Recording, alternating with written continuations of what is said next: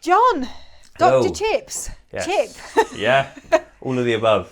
I just don't know which name to go with. Whatever you want, yeah. Let's call you Dr. Chip for now. Okay, that's fine, yeah. Welcome to the Teachers Podcast. Thank you. Thanks for having me on. So you do a lot of work with Lee Parkinson. I do, yeah. Mr. Mr. P. Yeah. Yeah. So obviously he's recommended that we get in touch. So thank you so much. And we're going to talk a lot about computers, computer science, things like that today. Yeah. So tell me everything. How did you get from being born to here right now? Okay, right, okay, so, well, originally I'm not from this part of the world, I'm from Bristol, down south, but I came up to Manchester University when I went off to uni, and I went to study aerospace engineering. Wow. Because I've always loved aircraft, hence the shirt. And I did my degree there, and then I went on and did a PhD there as well, developing some work around early drones and how they manoeuvre and stuff. It was all really good fun. Yeah. But whilst I was doing my PhD, I started doing sort of volunteer work in schools, so taking part in projects where we're going into schools trying to encourage more people to study engineering, particularly working with groups of girls, trying to increase uptake of girls studying engineering, because we need more engineers and we need more female engineers. And I started spending more time in schools thinking, oh, I really like this. I really enjoy working with young people, just sharing kind of my passion at the time for engineering. So when it came towards the end of my PhD, there was this kind of pool of education. There were also a couple of things pushing me a little bit out of the engineering that I was doing at the time. And I thought, right, I'm going to explore this kind of interest in education, and it kind of made sense in another way as well, in that when you do a PhD, to get your PhD, you need to make an original contribution to knowledge. That's the idea of it, Doctor of Philosophy. So you've made this contribution. So actually, the content of what is in your PhD is kind of less important than the actual idea that you learn about what constitutes knowledge. What does the world already know? Where can I find a little gap in what we know, and how can I plug it? So actually you develop this real interest in the process of learning as you do a PhD, because it's all self-directed. You go off and do it. So it's I found that side of things really fascinating, and actually that started then interesting me more than the actual subject of what I was learning about. So kind of all these different factors, I thought, right. Learning about learning, metacognition. So I thought, right, I'm going to explore this. I went to Leeds and worked on a STEM project for a year at the University of Leeds as I wrote up my PhD, and then applied to Manchester University to do the primary PGCE and started the following year. So thoroughly enjoyed that. It was full on, as anyone that's ever been through a PGCE knows. It was just as hard as the PhD, definitely. And I did my last placement in the school that I'm still in now, Crumpsall Lane Primary School in North Manchester. So I did my last placement with year 1 there, and actually that's unusual as well, isn't it? Don't you think? Doing a key stage 1. Key stage 1, normally they put all men in the top. Yeah, so I'd gone into year 6 for my first placement, and then they try and balance it with the opposite key stage. But actually I walked past a pair of twins that were in that year 1 class just last week, and they're now about my height, and about, they must be coming up 14, 15, since then to now, I've kind of ended up specialising in computing and computer science, and that kind of came about when the government changed the curriculum.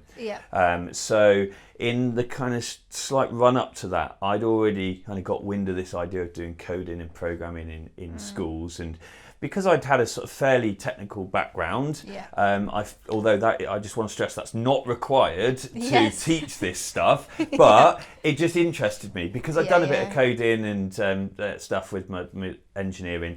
So I started writing resources and just sharing them online, just saying, hey, have a go at Scratch with your kids.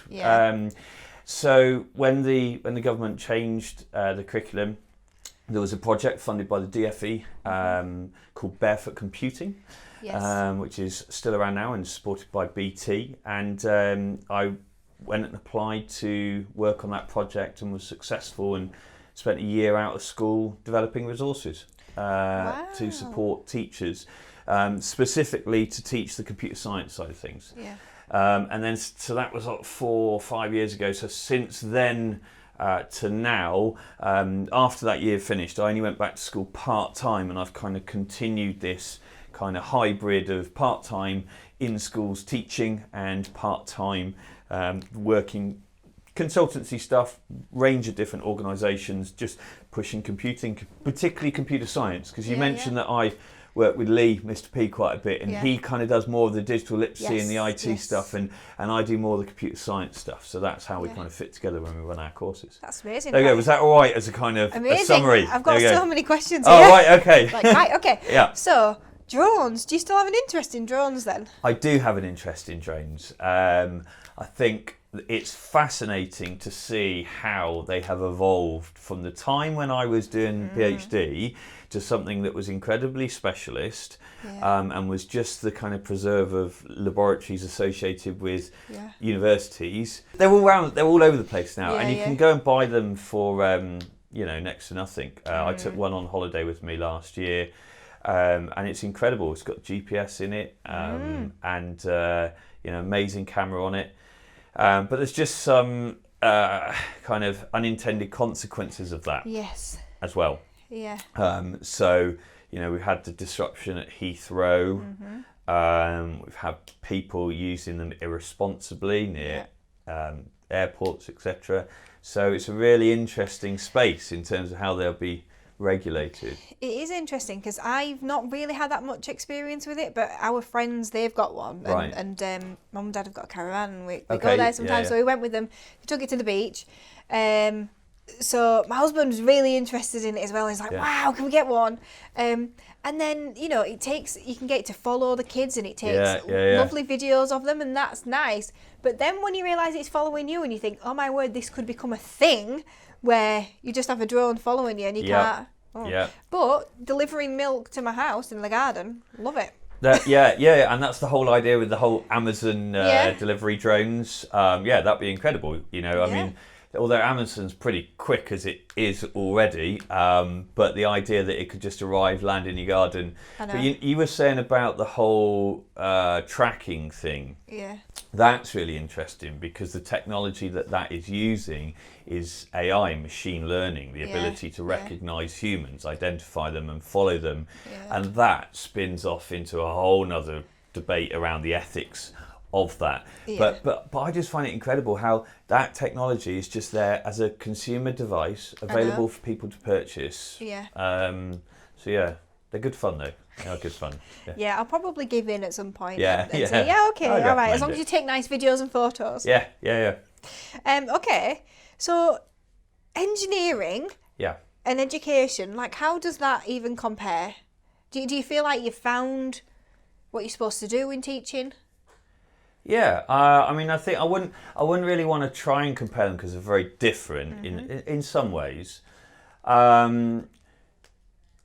But I mean, I just found that I love working with learners, whether that's young children or, I've done a bit of work in secondary schools or whoever. But the idea that when you're sharing something that you're kind of really passionate about and seeing them kind of understand these concepts, science concepts or engineering concepts, if you're doing stuff like that, it's just so rewarding, isn't it? And I mean, you just get to do really good fun projects and stuff as well. I mean, I've built electric go-karts in school, done model planes. I mean, my wife's got like a proper job where she goes to work and spends days all the day in meetings and stuff and comes home and says, what have you been doing? I say, I've been programming drones to fly. It's fantastic fun, and it's I love it. And that's why I decided to go into secondary teaching actually in performing arts, because I thought, well, I don't want to do the teaching.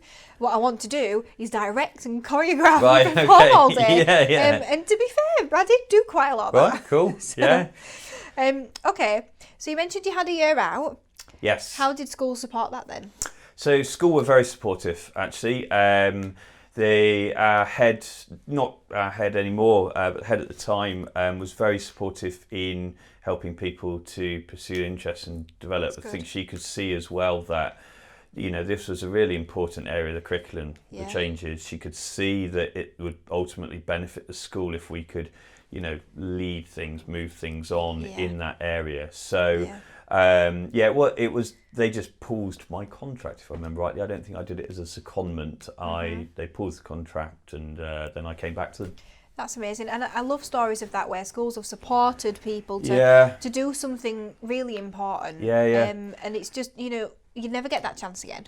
Yeah, and I think there should be more of that as well. I mean, a few years before that, with the same head, I'd applied to the EU and got the Erasmus funding to set up a joint project between our school, then a school in Poland, Turkey, Greece, and somewhere else.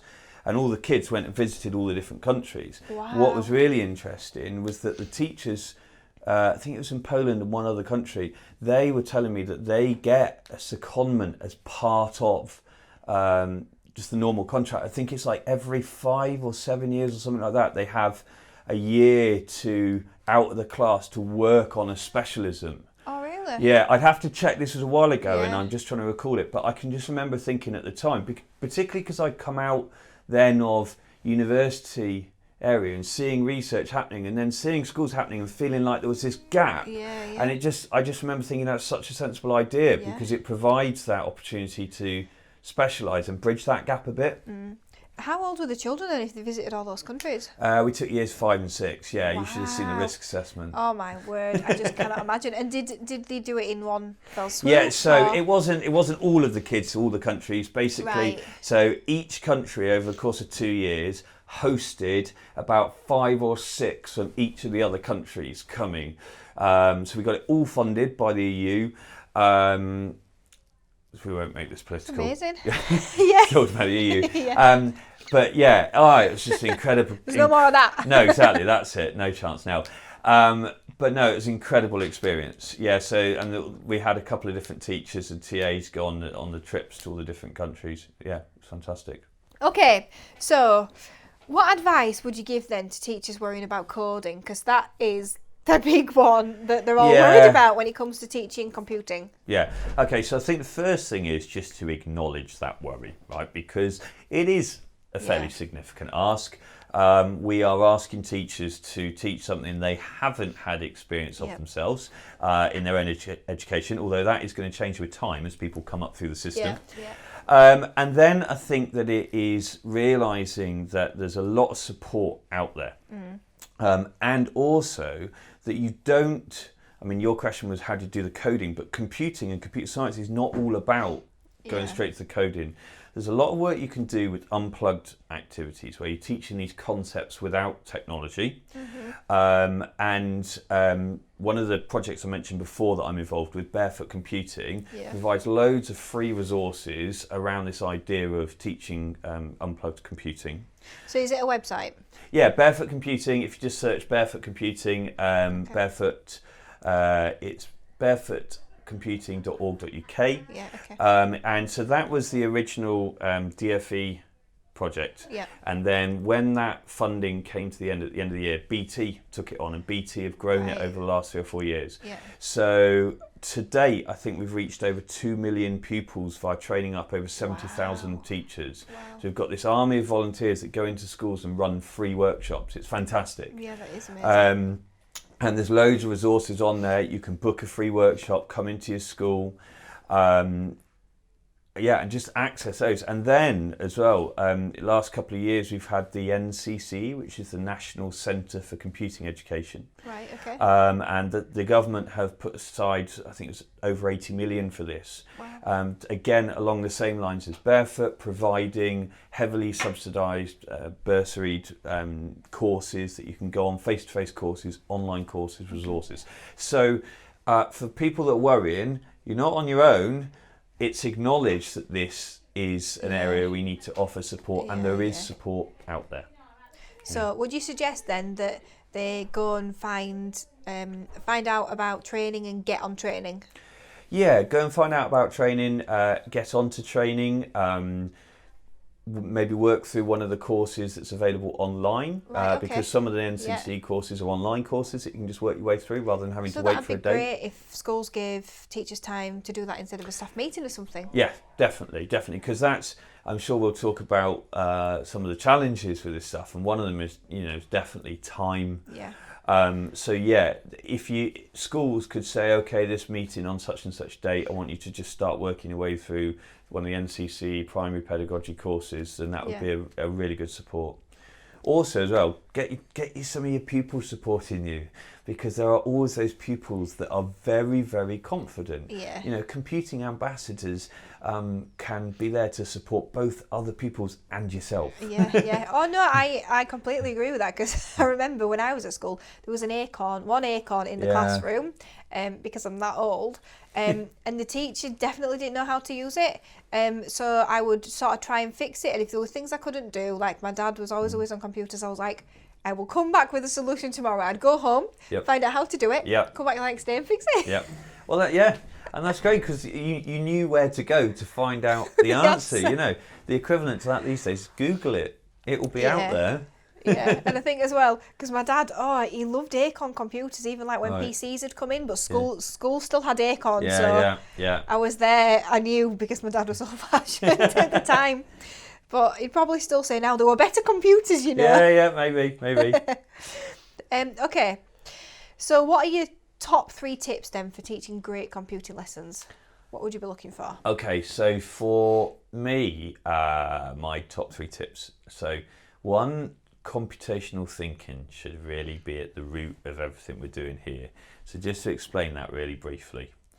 When we look at the new computing curriculum, the opening line of it doesn't mention programming or coding or using technology. Straight away it talks about computational thinking. And what that is this set of problem-solving skills that we can look at, pupils can look at a problem and then think, okay, how am I going to solve this? What are the steps to solve it? An algorithm. How can I break this problem down? Decomposition. Yeah. And it's these problem-solving skills which are really valuable and that we want to develop in pupils, because technology changes. If we just develop pupils' coding skills in one language, Scratch or something, as that changes, evolves, it won't exist by the time they're employed. Yeah. So what we want to do is make great problem solvers. So computational thinking, that needs to be at the heart of what we're doing. And you can apply that through your programming, but often when I'm working with schools and stuff, I don't see the kind of reference to that, and pupils are just learning how to code, and often it can be with quite a scaffolded environment. And I understand why, because of the kind of challenges. So linked to that then, the second thing is creativity, bringing the creativity in. So trying not to have lessons whereby things are too scaffolded and pupils are just copying code that they might have seen in the resource, and they're just recreating, because I think it was Miles Berry said to me once, and it made me chuckle, that if that's happening, we're not teaching programming, we're just programming the kids, because they are just following it by rote. So try not to have any copy code, try and make things creative, linked to computational thinking. And kind of linked to that is this idea that programming is a 2-step process. So pupils are having a bit of design, they're making a design, and then they're coding it as well. So those are the kind of 3 things I look for. And then there's kind of big overlaps with general good quality pedagogy for all subjects, questioning to explore people's understanding, making links with real world, kind of bringing a bit of careers education in there. But yeah, those are kind of that's what I'm looking for really for great computing. Okay, so you've mentioned about computational thinking, and there's a teacher there listening now thinking, what are you talking about? Okay. Give me an idea, give me an example of what that actually means in a lesson. Okay, so I'm going to use an example from one of the Barefoot resources, which is probably the most downloaded resource. It's called Crazy Characters. And this is an unplugged activity where pupils can develop their one of the main computational thinking skills, which is algorithmic thinking, so algorithms. So in this activity, you might you think up a crazy character, you keep it to yourself, and then you say the steps of the algorithm, and everyone draws. Is this a clever game of Guess Who? Yeah, basically. Yes, Yeah. Or kind of guess, was that quite right? Yes. So, and then they draw out, and then you show your crazy character, and you check whether it's exactly the same as the crazy character they've drawn. Now, more often than not, it's not. They're not the same, because your instructions weren't specific enough. Yes. And that can be used to teach the idea that an algorithm needs to be a really specific set of instructions. Yes. Okay, so that is a simple unplugged activity. There we're hitting algorithms. Yeah. There are loads of similar activities on the Barefoot site to look at the other computational thinking skills of abstraction, decomposition, valuation, pattern and logic. I thought I was going to forget one then, but I managed to do it in 6. Looking at you grinning thinking, why am I grinning? no, I knew why he was grinning. I was thinking, can he do it? Yeah. Can he do it? So we've got this kind of model where there's 6 skills that make up computational thinking, and you can teach all of those through unplugged activities. Yeah. Oh, brilliant. Thank you. Okay. I just thought there'll be somebody, including me as well, because, I haven't really been in the classroom for quite a number of years. So, but the funny thing is we're actually going to get onto a question from my mum, which I mentioned to you before. Yeah. So my mum actually used to teach just computing, as she did it sort of as PPA, and I actually remember covering one of her lessons. So she went off for an operation, and she got me in to cover her lessons. We didn't do it as a non computer activity. Not as an but we did a similar activity, but on the computer. So she'd set it all up and everything. Yeah. So yes. Guess Who? It's really good. Okay then. So I've got some questions from the rest of the team as well. Okay, yep. So Betty wants to know, what do you find are the biggest benefits to still working in the classroom alongside your other roles? Yeah, so I think the kind of 2 things just work so well together, because when I'm not in the classroom, most of my role is kind of thinking up new resources, lesson activities, working with teachers, and to do that I need to be able to test out those lesson ideas. Yes. And quite often I should really attribute a lot of my lesson ideas to the kids that I teach, because when you teach them, then they go, oh, could we do this? And I think, well, that's a great idea. That feeds back into the order teaching. So it's important in that sense. Also, I get to still see the challenges that teachers are experiencing by being in school. So I don't think I could do one without the other, really. No, and I think when you're teaching and creating resources for something that's so, I don't want to say new to everyone, but unknown by so many teachers, you need to be able to, and it's not like teaching a maths lesson, is it? You do have to test out whether it really works and the children grasp it when it's new technology and all this kind of thing. Okay then. So Betty also wants to know, do you think the changes to the curriculum were a positive thing? Yes, definitely. I think that our old curriculum, I think was it Eric Schmidt from Google just described it, he was flabbergasted at the state of the old curriculum, that we risked throwing away our great computing heritage. I don't know if that quote's exactly right, but I've had it in a few slides over the years. And I agree with him on the old ICT curriculum. The computer was invented 50 minutes from here at Manchester University with Alan Turing, but since then our curriculum has just focused on how to be a confident user of the technology rather than a creator of it. And I think the readdressing the balance so that we now feature that computer science from early age was incredibly important. I think maybe the difference between, to use the intent, implementation and impact, the intent I totally agree with. Perhaps the way it's been implemented, and we're still working that out with some schools, maybe the maximum benefits from it haven't come through just yet. But I do agree with the changes that were made. Okay, good. Well, that's positive. Yeah, I've kind of got to really, haven't I? Yeah, you have, as soon as you did some of it. Yeah, exactly. Yeah. Okay, so she's being greedy. She's got another question. Okay. Do you think there's anything that's still not covered in the curriculum which you passionately feel needs to be taught? Yeah, I'd like to include some elements of AI, some basic understanding of AI, and particularly machine learning. So I think this is fascinating. I don't know if you're sort of aware much of sort of how machine learning is. Yeah, a little bit. My husband is really interested in it. He's the other director. Okay. But he is the CTO, so that can make complete sense. Okay, because I can imagine with the website and stuff, perhaps there's some kind of analytics that use machine learning stuff. But just at a basic level, it's changing the way that we work with computers. It's changing the impact that technology is having on jobs, both creating new and making some redundant. There's real interesting ethical implications of machine learning and big data and storing that data. And I would love to see it introduced at a kind of basic level in Key Stage 2 so we can start to educate pupils about that. Thank you. Okay, so this question is from my mum now. Okay. Okay, so when the curriculum changed, many schools dropped teaching things like Office in favour of coding and began to use things like Scratch and coding more. Yep. So in a broad and balanced computing curriculum, should we be encompassing everything? And I think it's just important to note that I think that's definitely come from a place of, especially if you have standalone lessons where somebody takes that on, then the teacher in the classroom can sometimes forget that they need to be teaching that as well. Yeah, so I definitely agree with your mum that we need a broad and balanced curriculum. I think the new computing curriculum, I say new, 2014, does also encompass include all of the ICT elements of working with technology.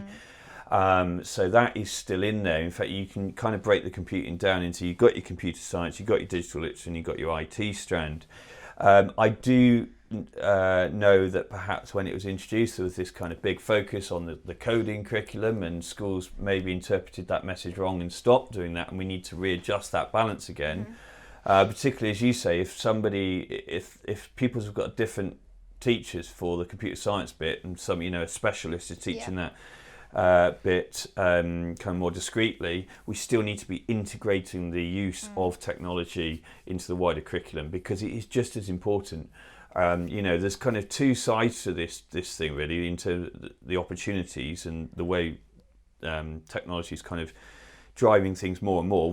There are going to be lots of opportunities for the kind of hardcore software developers, hardware developers in the future, but also pupils need quite a high level of digital competency for a whole range of jobs. Pretty much every job. Yeah. Landscape garden. A friend of mine's a landscape gardener, and now he's using CAD packages to show clients how it's going to work. Fashion industry are starting to introduce the idea of 3D body scanners. A scary thought.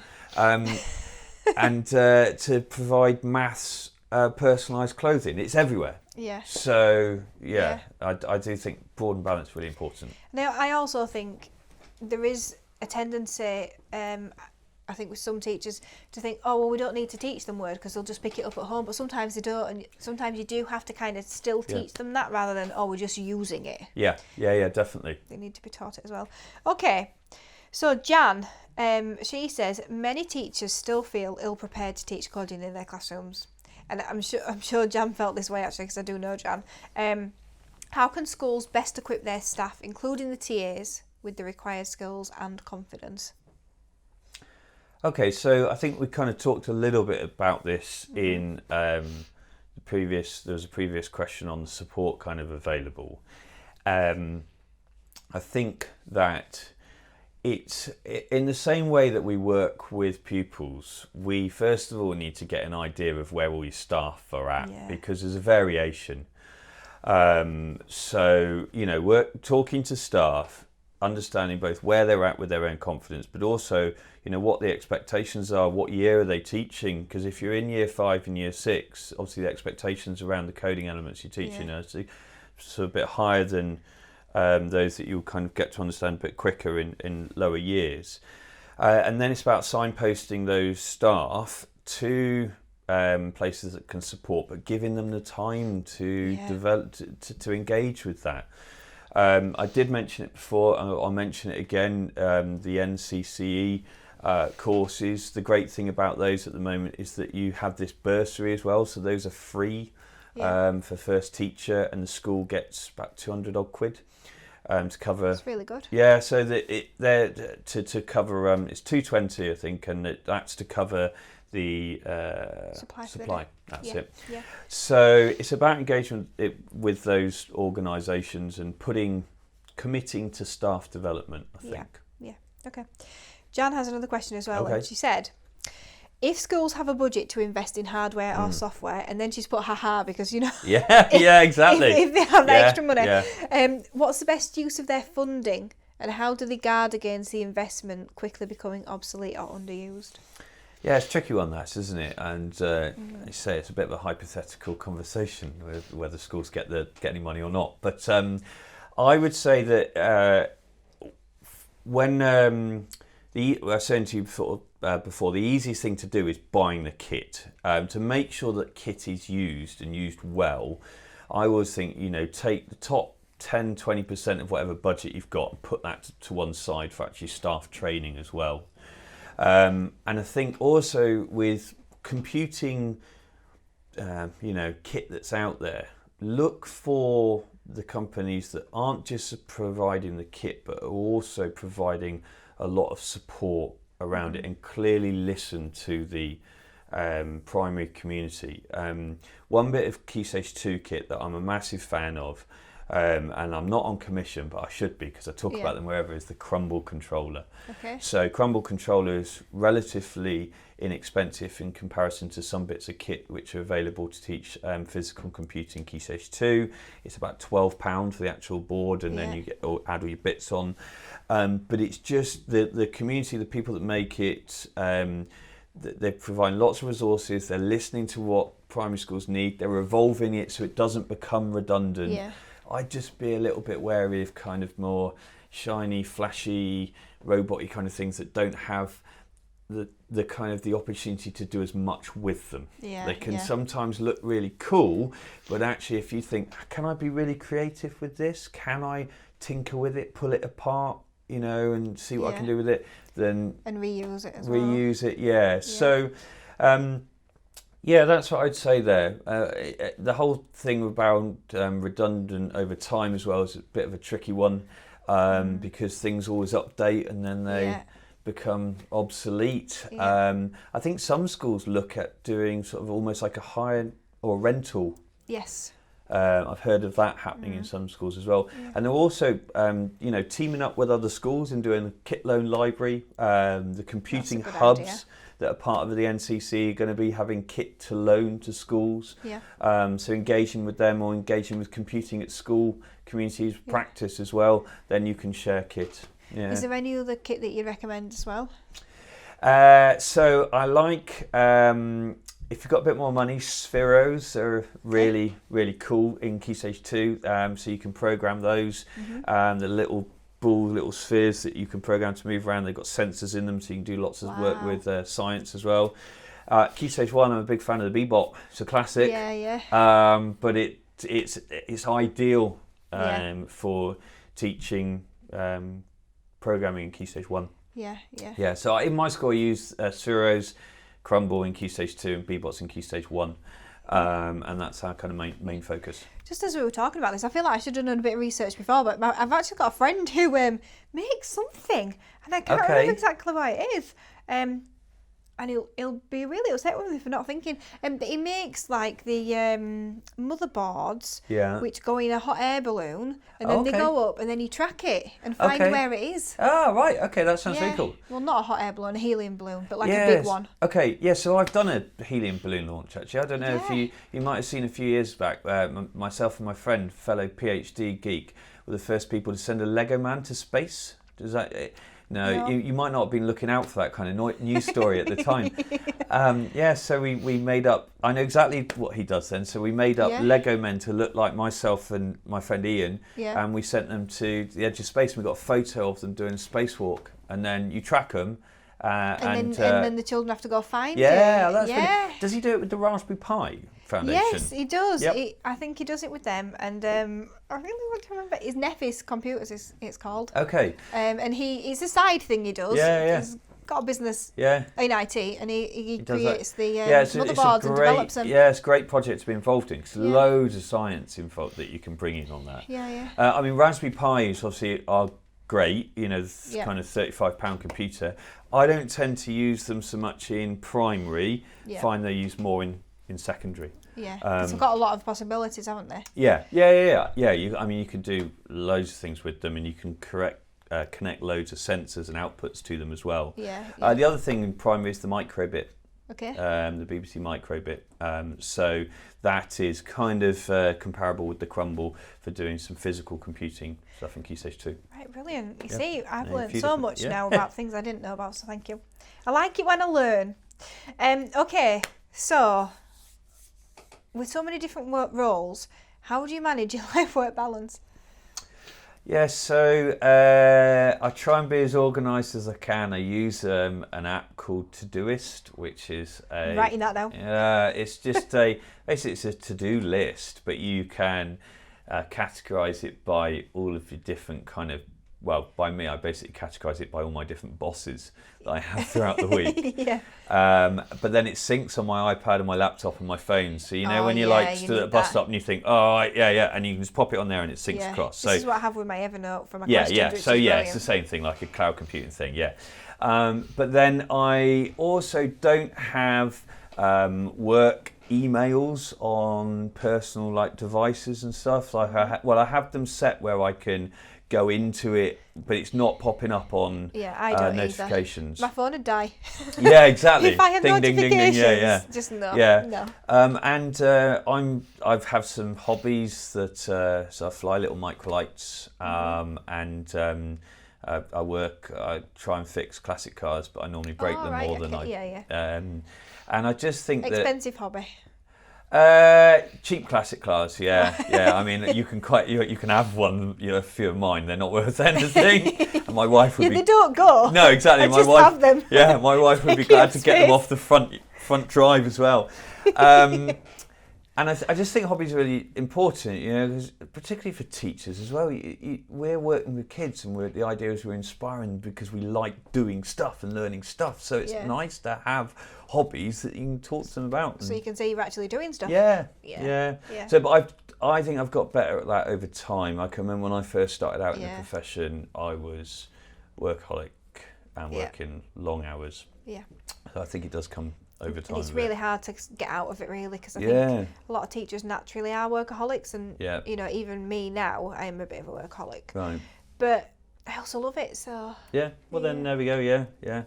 Okay. So. Go on. I was just going to add, because I think sometimes we fall into the trap of trying to do a one-size-fits-all. If you are working longer hours but you are loving it and you are happy, you're going to be less happy if I tell you can't. Yes. It's about just empowering people to know what they are comfortable with and helping them work towards that. Yeah, it's like when, I don't know if you see this on Facebook, where you'll have somebody saying that they're working the Monday of the holidays. Well, they might have decided to work that Monday of the holidays, so they don't have to work any other day. And then you've got somebody going, it's the holidays, you shouldn't be working. Exactly. Don't do it till you go back to school. Oh, but hang on, I've got 2 children and I can't do that. Yeah. Great for you. Yeah, exactly. So it's about being respectful about what they want to do. Okay, so my closing 4 questions then that I ask everyone. Okay. If you could wave a magic wand, how would you solve the life-work balance problem? I think that we need to double funding into education, because I honestly think that one full-time post as a teacher could be split into 2. That's exactly what I think. Ah, right. There you go. I think we should have a morning teacher and an afternoon teacher. That is exactly what I was going to go on to say. Because in my mind, I think that, my mum's a teacher, talked to her about, all of the initiatives that are in now. And yes, if you look at the research, then they work, they add enhancement. But since my mum was a teacher and now, all these initiatives have come in, but nothing has changed in terms of the fact it's a one-time full-time post. Totally agree. You have a morning teacher who marks all afternoon, and then you have it the other way around. And then you would get, you would be able to implement all of the initiatives well. So yeah, just double the money. And also the accountability that you feel for that one class, it'd be shared. At least you'd feel like you could talk to somebody, work with somebody. Yeah, I agree with that. There we go. Have you ever tried working the numbers out though to see if it would ever be possible on paper with the funding that they get per? I mean, you'd have to basically have a school in like thing. Oh right, okay, sorry. Yeah, this was supposed to just be. But yeah, go on. If you've worked it out. No, I haven't. Right, no. I always wonder. I should sit down with a piece of paper and see. You know, if you had the cheapest school building possible, no books or anything else, could you actually get 2 teachers? To be fair though, and I know that not everyone would agree with this, but it's something my mum's always said as well, if it meant shorter waiting times in the NHS, she'd gladly pay more of her national insurance. And is it the same thing? You know, would we gladly all pay more tax? So my husband's family, he's got some family in Serbia, and we visited in August, and we were talking about wages actually, because I think a head teacher there, we met a head teacher of a secondary school, and I don't know, did she come up with something like €500 a month? Right. And obviously the cost of living's a lot lower, but actually they pay 50% tax, and I think she was talking about after tax. Right, okay. Whereas we don't. Yeah. And so I found that really interesting, and that pays for all their things like the NHS and all their version of it, obviously. Yeah, going really political then, isn't it? And it's where would you fund it from? But yeah. Into magic wand stuff though, just double the number. I'm just thinking, you know, you never know. In time, there might be a way. Yeah. But then, obviously, wages would have to go up as well. Yeah. Okay. So, where do you think education's going in the next 10 years? I think there's going to be increasing application of technology in education. I think that I'd like to see it go more towards skills than knowledge. I think that we are too knowledge heavy at the moment, current curriculum. This is kind of more magic wand stuff actually for me as well, I think. Doesn't matter though, it's just where do you want it to go? I find it interesting how you say it's too knowledge heavy. And I'm not saying that it's not, but in Serbia, for example, they are really confused why we don't know everything. They know their history so granular, and they're across that we don't know it. They just and they know a lot of them. No idea. They think it does. They think our education system, maybe we should have more knowledge. Yeah. But exactly, I just find it really, really interesting, like the different opinions, because I go there and I feel flustered because I don't remember the exact dates of certain things, and they go, well, and they tell me my history, and I'm like, So I had a bit of that actually when I was on that EU project. Right, okay. They could also spell in English better than I could. Right. But actually, I mean, one thing, you know, there's a lot of knowledge. Yeah. In fact, the Roman numerals as well. I remember when that first came out, and his cousin was about 17 at the time, and she knew them all. And she corrected all the things I'd done wrong, and I was like, listen, I'm only just learning this, it's only just come out. And but I just question, I would want to know why. Why do we need to know that? So when you've got Google. Yeah. Yeah. And like, it's because often as well, when people kind of debate or argue these things, they go polar extremes, right? Yeah. And often, because polar extremes are a bit more of a headline, right? But the reality is often somewhere in the middle. Yeah. Yes, I think that personally, I think the knowledge is less important now because we have knowledge at the tip of our fingers, smartphone in our pocket. What's important is having the digital discernment skills to interpret that knowledge, to know fake news, determine what might be fake news, misinformation. The other thing as well, just in talking about the future, we often quote this idea in education that how do we prepare pupils for jobs that don't yet exist? Yeah.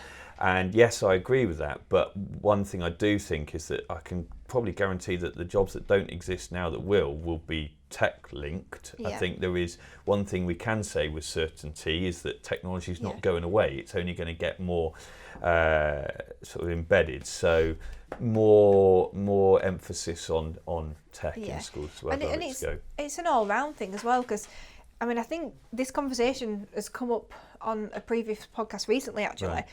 Because me and my operations director, Sian, we actually went to like a LearnEd event, I think, and that came up, and I just turned to her and I said, yeah, actually, you know, what was it like at school having a job that didn't exist when you were at school? Because our jobs didn't exist because, you know, the website that we've got. And she was like, well, yeah, you kind of just got on with it. Yeah. So I feel in some ways it's just important about having an all-round kind of understanding and knowing that you can try something new and you can keep learning. Yeah, and exactly, and you know where to go to find out something if you don't know how to do it. You know? Yeah. I'm with you. I like Google. Yeah. And I find it quite stressful to not know the exact dates when they know it. Yeah, but the whole thing around misinformation and like fake news and stuff, I think it's really interesting. You know, Google, all that information is there, but you know, how often do you see, you know, relatives or family posting things on Facebook? You think that's a load of rubbish. Why have they posted that? Yes. So don't generally be one of them. Block them. Yeah. But, yeah. Okay. Okay. Yeah. Who was your favourite teacher at school and why? Favourite teacher was a chap called Mr. Brown, who was my chemistry teacher. Unfortunately, he passed away about 10 years after I left, quite early. But he was a great teacher because he was the one who would do all of the experiments that all of the other teachers were too scared to do. He would go for it, make all of his lessons really practical. He once nearly burnt the school down trying to do a distillation of oil, you know, like a refinery model, and the top caught fire and it spread. We were evacuated, but no, a real inspiration. And what did you want to be when you grew up? As I said to you before, I used to dream of being an astronaut, and now I just dream of having a perfect lawn, which is how my aspirations have changed over the years. Do you have a gardener? No, I don't even have a lawn. Right. I'm in a debate with my wife at the moment of whether we can get a lawn. No, I wanted to be the astronaut or pilot, so because my granddad was a pilot and he was a big inspiration in that sense. And you don't fancy going back and being a pilot? No, I fly little microlights in my spare time. No, I wouldn't consider retraining. I don't think I could do that. I don't think I could afford to. Seeing as how long did you spend learning? Microlights. No, because you've got a PhD. Right, yeah. I couldn't really justify going back and spending more money on education. Yeah. So, no, I'm very happy as well doing what I'm doing. Well, thank you so much for joining me. There's so much content there that I'm really excited for the teachers to get their hands on. Cool. Thank you. Yep, thank you.